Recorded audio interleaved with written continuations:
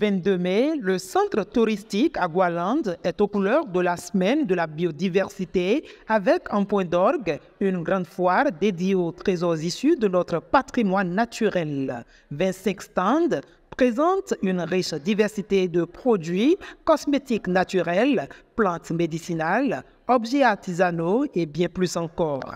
Chaque article raconte une histoire, celle d'un savoir-faire local enraciné dans le respect de l'environnement. Pour la directrice de la faune, de la biodiversité et de la conservation de la nature, le conservateur Amadine Yido Asoba-Deleke, cette foire est un espace d'expression des potentialités naturelles du pays, mais aussi un outil de sensibilisation à l'importance de leur préservation. Le thème de cette année, c'est harmonie avec la nature et le développement durable. Qui parle d'harmonie avec la nature, parle des produits forestiers non ligneux. L'homme, la manière dont il cueille ou bien il prélève ces produits dans la nature, comment ça se passe pour que ça soit de façon pérenne. Donc c'est la raison qui justifie la présence de ces stands, de ces entreprises que nous avons invitées. Donc si vous faites attention, vous allez voir qu'au niveau de ces stands, d'abord nous avons 25 stands. Et au niveau de chacun de ces stands, vous allez voir des spécificités concernant un produit ou bien les produits de la nature en général. C'est comme ça que nous avons des entreprises qui sont spécialisées dans la transformation du miel.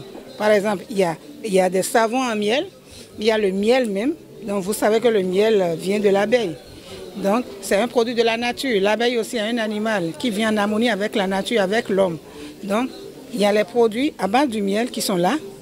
Des produits à base de plantes que vous allez voir dans des bidons, dans des plastiques et qui servent à la pharmacopée qui sont là.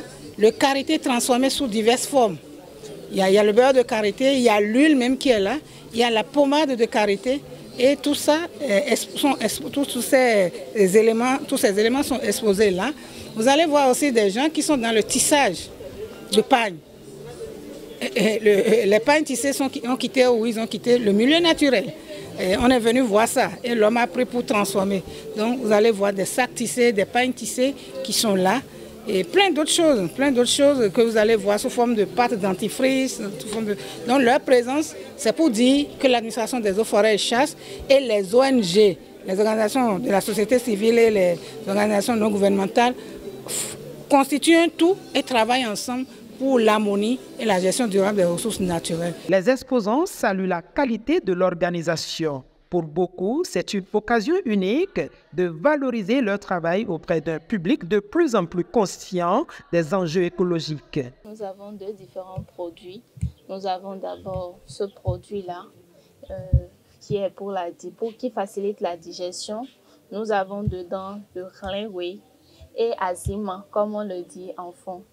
Et ici, nous avons Bankina. C'est une tisane qui donne beaucoup plus d'énergie à l'homme et qui renforce la libido chez la femme. Le produit qui les attire plus ou qui les intéresse plus, c'est ça. Parce qu'apparemment, les gens entendent parler déjà de ça.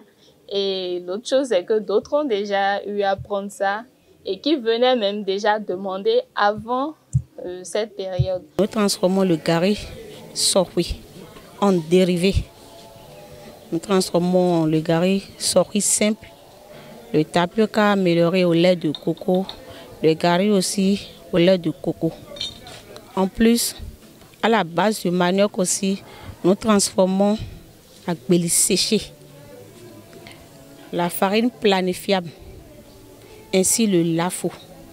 À travers cette foire, la semaine de la biodiversité remplit pleinement sa mission. Éduquer, sensibiliser et valoriser la nature tout en mettant en lumière ceux qui la protègent au quotidien.